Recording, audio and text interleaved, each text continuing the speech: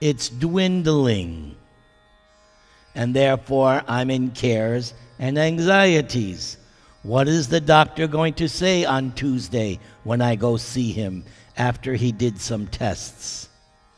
What is he going to say? How many years longer do I have to live with this body and mind? Yes, nobody's getting any younger. So yes, as long as you live in the material world, and if you don't have cares for yourself, you definitely have care for your children and grandchildren. Right? Yes, we worry about them. We worry. Oh, they're not following in my footsteps. They're going astray. We all have anxieties. Narada says, why do we have cares and anxieties? Due to desiring contact of the senses with their objects. This was also explained by Krishna in the 15th chapter of Bhagavad Gita. Manakshastan indriyani prakriti stani karshati. Material existence is a struggle with the six senses: eyes, ears, nose, tongue, skin, and the mind. Not brain, mind. Bhagavatam says this is where the mind is. I don't care what modern science says. Mind is here in the heart, covering spirit soul. So Krishna says in that chapter, verse in Bhagavad Gita, that we are struggling with these six senses. There's another verse by Prahlad Maharaj. He explains that what is our position here in this world? Men, you all know, you can easily relate to this. Can you imagine going home to 6 wives at the end of the day? You all know what it's like to come home to one wife. Now you have 6. Go take out the garbage. This has to be paid. I need money for this. The sink is not working. 6 wives pulling you in 6 different directions. Prahlad says that is the position of every one of us, because the soul is being pulled by the ears. Go listen to this. By the eyes. Go see this. By the nose. Now go smell this. By the tongue. Taste this. Touch this. And then the 6th sense. Mana, the mind. Shri Shri RadhaRaman Bhagavan Ki Jai. So that's why we're struggling. That's why we're full of cares and anxieties. But Narada says, but, you can cross this ocean of nescience, because material existence is like a vast ocean. This example is given many times throughout the Vedic literatures. It appears to be one of Vyasadev's favorite analogies. Like in the Sanskrit, Bhava Sindhu. Bhava Sindhu, an ocean of material existence. In my favorite bhajan, Bhajahure Mana Srinanda Nandana Abhaya Charanara Vindare Durlabha Manava Janama Satsange Taraha E Bhava Sindhure. Bhava Sindhu, the ocean of material existence, of repeated birth and death, birth and death, birth and death, over and over, over and over. Have I learned my lesson? That's the only reason why I take birth again and again. It's because of desires. I still have unfulfilled desires. Once I give up my separate independent desires, then the samsara ends. They can cross the ocean of nescience on a most suitable boat. So even 5,000 years ago, they must have had boats. Otherwise, why is this word used? It's not a modern invention. It's in Bhagavatam. That means millions of years ago, there was boats. Because the exact word is used, plava, Sanskrit word for boat. So there is a most suitable boat to cross this ocean of nescience. What do you think he's going to say? It is personally experienced by me that you can cross the ocean of nescience on what boat? The Titanic? No.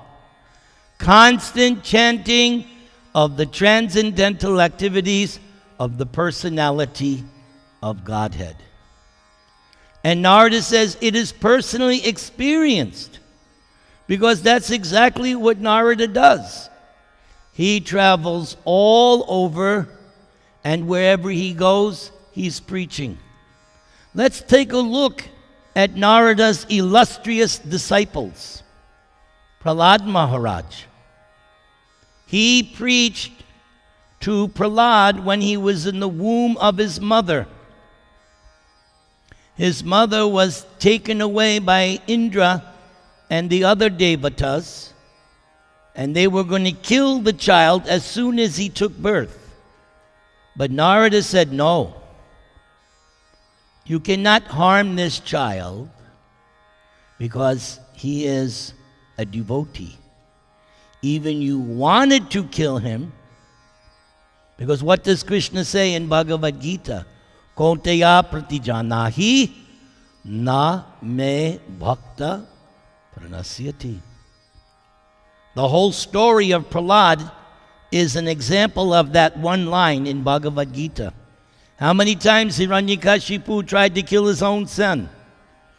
Elephants threw him off a cliff. His mother fed him poison, threw him in a pit of snakes, put him in boiling oil to make Prahlad Pakora. No matter what they did, no harm to Prahlad. Till ultimately Hiranyakashipu said, where do you get your powers from? I've tried to kill you in so many ways, you don't die. And the boy said, my power comes from the same source your powers, from God, which was the last thing Hiranyakashipu wanted to hear, because he thought he was God. So Prahlad Maharaj, nice example of Narada's disciple. Another 5-year-old boy, Dhruv. Here was a 5-year-old boy, Dhruv, who was offended by his stepmother, and he was so offended, not being allowed to sit on her father's lap, the cruel stepmother said, no, you must take birth from my womb, then you can sit. Because she was the favorite of King Uttanapad, not Dhruva's mother. So the boy was so determined, I must get a kingdom. So Narada came, young boy, what is this? You're in the forest doing austerities? You should be playing. The boy said, no, I want the greatest kingdom. So Narada was testing him. When the boy said, look, either you give me instruction or go away. So that was good. The boy was determined. So Narada instructed him in bhakti, because Narada is Bhakti Shakti avatar. He is an empowered incarnation to teach the science of bhakti. He has one book, Narada Bhakti Sutras. Just like Vyasadeva has Vedanta Sutra, Narada has Bhakti Sutras, his sutras. So Narada taught the boy Dhruva how to worship the deity. He taught the boy one mantra, Om Namo Bhagavate Vasudevaya. After 6 months, Krishna appeared to him. I've been chanting for 40 years. Still Krishna has not appeared. Here's a 5-year-old boy, 6 months chanting. There must be a difference between his chanting and my chanting. Still, I'm not going to give up.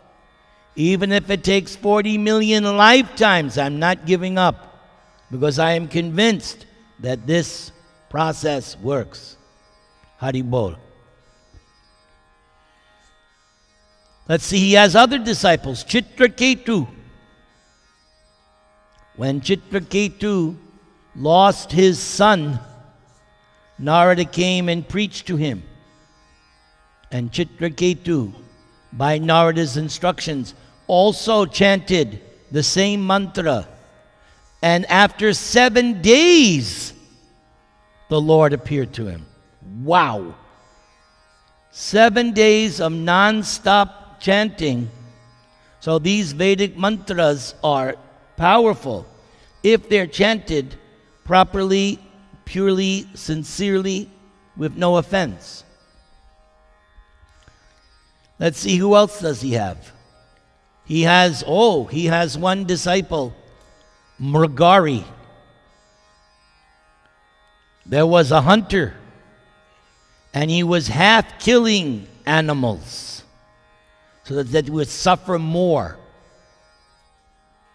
So when Narada saw all these half-dead animals suffering, Narada went to this hunter and said, "Don't you know that you are creating so much more suffering?" He said, "Well, this is what I was taught by my father." Disciplic succession of hunters. So Narada said, "You don't realize the karma you are getting from this is unbelievable." So by the presence of Narada, Mrigari had a change of heart. And he said, "Yes, I see. I want to become your disciple." So Narada said, "Good, break your bow. Then I will accept you." That is why at the time of initiation you make vows, because you have to break the bow of sinful life. Not that I become a disciple and I continue in my sinful ways. Same thing is there in the teachings of Jesus. In the Bible, Jesus is curing many sinful people. But after curing them, what does he say? Now sin no more. Not that Christ becomes a credit card. Oh, okay, Christ, I accept you. And whenever I commit a sin, I'll just charge it on your account. No. That's nonsense philosophy. You have to break the bow. You have to give up sinful life. Otherwise, there's no meaning to your spiritual life. Let's see, who else does Narada have? He has the great King Prachini Barhi, the father of the Prachetas. He preached to him, told him his life story in the form of an allegory. Very clever preaching by Narada.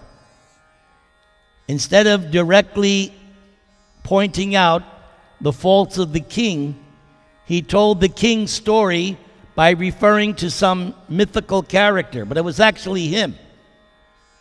And by Narada's great preaching. Then you have the sons of Daksha. Daksha became a great Prajapati. He had facility for unlimited sex. It was given to him by Lord Vishnu. He got that facility, unlimited. So he created 10,000 sons, and he sent them off to the holy places. Now you do austerities and then come back and help me with filling up the universe with progeny. So Narada got caught. So Narada went to those 10,000 sons and preached to them. And by his preaching, the 10,000 sons said, we're doing all these severe penances and austerities just to become householders? Narada convinced them, no, perform austerities and penances and go back to Godhead. They were intelligent. They agreed. Daksha became annoyed. You can imagine if 10,000 of your sons joined the Hare Krishna movement. So then Daksha created another 1,000 sons, sent them off to the same place. What do you think Narada's going to do? My score is big now. He goes to those 1,000 sons, preaches to them. They also realize, wait, why we... They also went back to Godhead.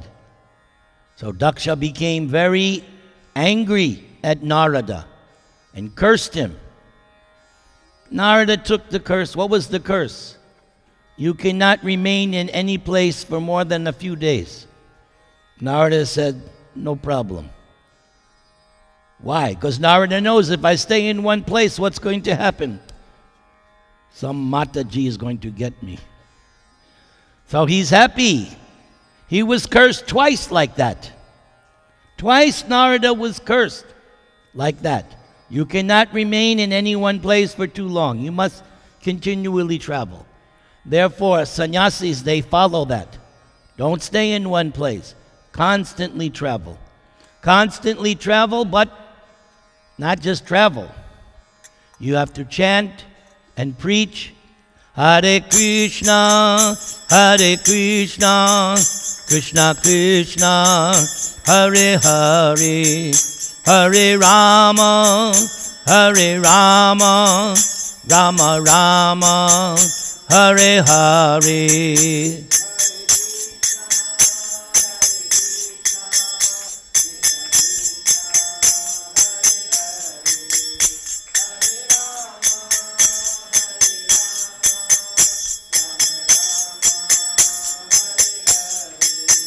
Hare Krishna, Krishna Krishna, Hare Hare, Hare Rama, Rama Rama, Hare Hare.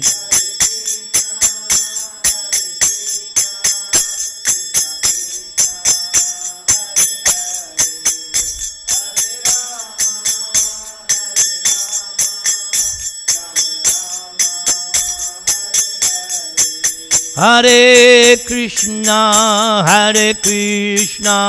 Krishna Krishna, Hare Hare, Hare Rama,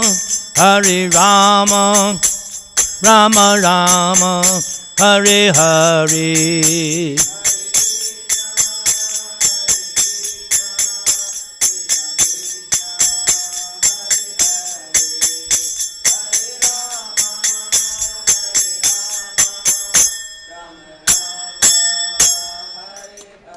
Thank you very much for this opportunity to glorify Krishna. You have made me very happy. On Wednesday, I will travel to South America for a 10-day preaching trip that I do every year, twice a year. And I'll come back and I'll be in a super good mood. May Krishna bless you, protect you, and maintain you. Sri Sri RadhaRaman Bhagavan Ki.